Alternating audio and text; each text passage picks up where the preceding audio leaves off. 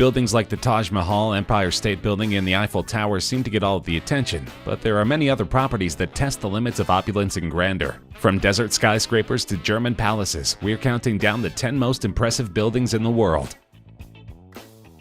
Described as both a vertical city and a living wonder, Burj Khalifa, developed by Dubai-based Emaar Properties, is the world's tallest building. Rising gracefully from the desert, Burj Khalifa honors the city with its extraordinary union of art, engineering, and meticulous craftsmanship. At 828 meters, the 200-story Burj Khalifa has over 160 habitable stories, the most of any building in the world. The tower was inaugurated on January 4, 2010, to coincide with the 4th anniversary of the accession day of Sheikh Mohammed bin Rashid Al Maktoum as the ruler of Dubai. Arguably the world's most prestigious address, Burj Khalifa is responsible for a number of world firsts. The tower became the world's tallest man-made structure just 1,325 days after excavation work started in January 2004. The Burj Khalifa is also the tallest freestanding structure in the world, has the highest number of stories in the world, the highest occupied floor in the world, the highest outdoor observation deck in the world, the elevator with longest travel distance in the world, and the tallest service elevator in the world. It's 3 times as tall as the Eiffel Tower and nearly twice as tall as the Empire State Building. Laid end to end, its pieces stretch over a quarter of the way around the world. This building is truly the epitome of opulence and wealth, with the price tag over $1.5 billion just for the initial construction. Also located in the wealthy Arab Emirate of Dubai, the Burj Al Arab is considered by many people to be the most luxurious hotel in the world. Since its opening in late 1999, the hotel, with its distinctive sail-shaped silhouette, has thrust Dubai onto the global luxury tourism landscape. Built on a triangular man-made island reclaimed from the sea, the hotel and its billowing sail-like structure rise 321 meters above the sea, offering panoramic views of the Arabian Gulf. Construction began in 1994 and involved 3,000 companies and contractors, 250 designers from the UK, USA, and Dubai, and 3,500 workmen on site at any given time. It took 2 years to reclaim the island and the shore waters of the Arabian Gulf, and a further 3 years to erect the magnificent landmark. And the building isn't just impressive because of its massive stature. Approximately 1,790 square meters of 24-karat gold leaf were used to embellish the interior. The palatial 780 square meter royal suite is fit for a Maharaja, with an exquisite Majlis-style lounge, library, and cinema room, along with 2 master bathrooms, each with full-size jacuzzis and separate 5-head rain showers. And this is to say nothing of the lavish amenities. Take your pick from an underwater aquarium restaurant reached through a simulated submarine voyage, heralded by famed and award-winning chef Nathan Outlaw, a fleet of Rolls-Royces on the forecourt, and the famous helipad that has hosted the likes of Tiger Woods, Anthony Joshua, and Roger Federer.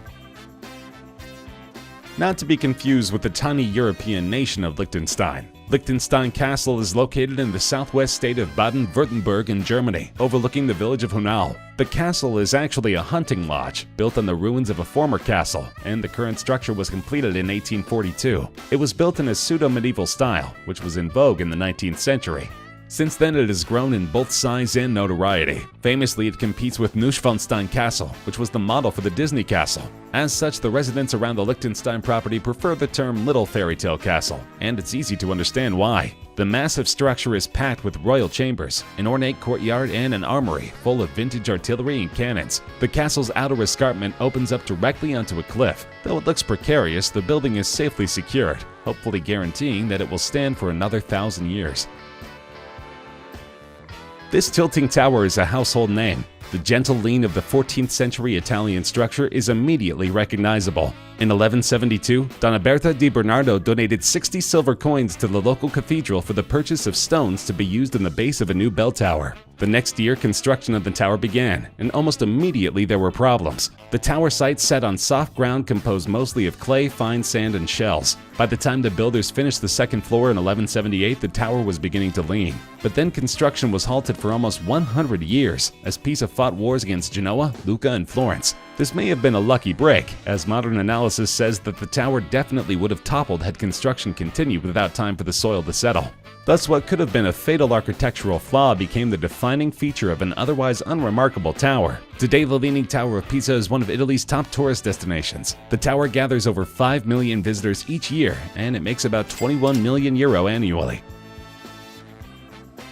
This series of suspended monasteries usually elicits a gasp from visitors. Perched at death-defying heights, the structures were first built in 491 AD and have survived for many centuries since then. Clinging to a crag of the Hengshan Mountain, in apparent defiance of gravity, the temple consists of 40 rooms linked by a dizzying maze of passageways. Interestingly, the temple is dedicated to not just one religion, but three, with Confucianism, Taoism, and Buddhism all practiced within the temple, and represented in 78 statues and carvings throughout the temple. How could a building like this withstand the winds and storms of so many years? Hanging Monastery is an architectural wonder. A unique mechanical theory was applied to building the framework. Crossbeams were half inserted into the rock at the foundation, while the rock and back became its support. Why build a monastery like this? Location is the first reason. Building a monastery on the cliff could shield it from floods. In addition, the mountain peak protects it from rain and snow, and the mountain around it also diminishes damage from long-time sunshine. The second reason is that the builders followed a principle in Taoism: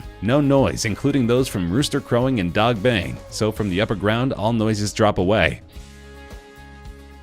Lloyd's Building is the headquarters of the famous Lloyd's of London insurance institution. It has a unique design that stands out significantly against the backdrop of the other buildings at 1 Lime Street in the City of London. Lloyd's Building was originally designed by Richard Rogers, an architect that had worked on numerous projects throughout the world. Rogers was one of 2 architects that designed the famed Pompidou Center in Paris, France. Rogers began his design in the mid-1970s and completed construction in 1986. Most notably, the building has most of its elevators and escalators in the open air. There are a total of 12 glass elevators attached to the outside of the building. The building is 289 feet tall and has a total of 14 floors. It cost roughly £75 million to complete the project and was contracted by Bovis Property Development. Many consider the bizarre industrial architecture to be the most remarkable in the world. The building also contributed to the scenery in many movies, including Guardians of the Galaxy, Avengers, Mamma Mia, and Trainspotting.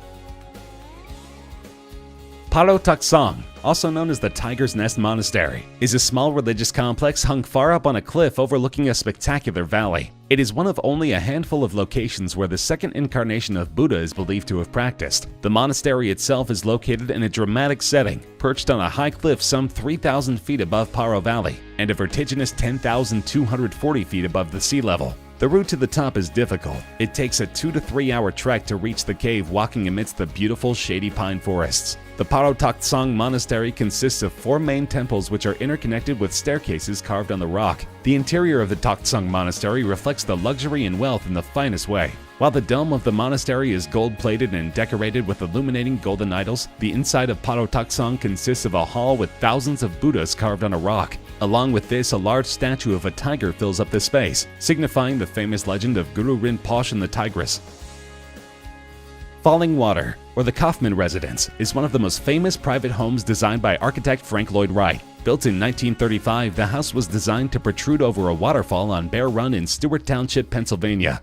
Completed at a total cost of $155,000, including $4,500 for the home's all-walnut furnishings alone, Falling Water instantly became an icon of American architecture. Hailed by Time magazine as Wright's most beautiful job, it is listed among Smithsonian's Life list of 28 places to visit before you die. Edgar J. Kaufman Sr., a department store magnate, and his wife Lillian commissioned Wright to design a weekend retreat on the family's land near the former Bear Run community southeast of Pittsburgh. Kaufman had been introduced to Wright by his son Edgar in 1934, when the latter participated in Wright's Taliesin Fellowship, a training program for architects and artists. Wright was 67 at the time of the meeting, with few commissions in the midst of the Great Depression. Luckily, Kaufman was relatively unaffected by the Depression, and he was able to commission this universally beloved building. Often referred to as the 8th wonder of the world, the Hagia Sophia in Sultanahmet is easily one of Istanbul's most impressive sights. Now functioning as a museum, the site also has one of the most tumultuous histories of any building in the world. Built in 537 AD at the beginning of the Middle Ages, it was famous in particular for its massive dome.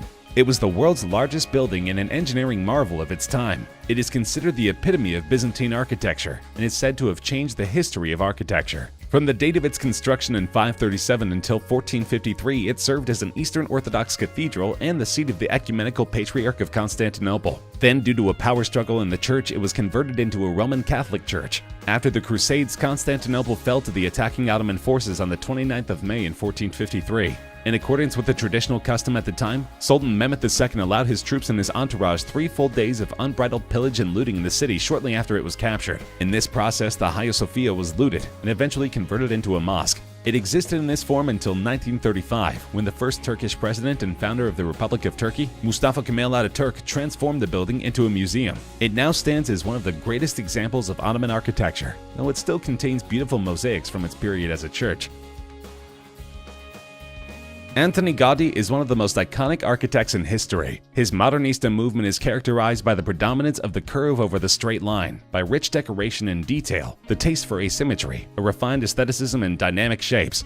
His most famous work, La Sagrada Familia, stands 560 feet tall in the heart of Barcelona. Gaudi worked steadily on his masterpiece until his death in 1926, at which point an estimated 15 to 25% of the total design, including the crypt, the apse walls, a portal, and a tower, was complete. Since then, a series of architects have attempted to continue his legacy. Not surprisingly, progress on Sagrada Familia's construction has faced a few setbacks over the past 130 years. Vandalism in 1936, following the outbreak of the Spanish Civil War, resulted in the destruction of many of Gaudi's models. The sacristy was destroyed in a fire in 2011. Though construction is set to finish in 2026, many already consider the Sagrada Familia to be one of the most classic buildings of all time.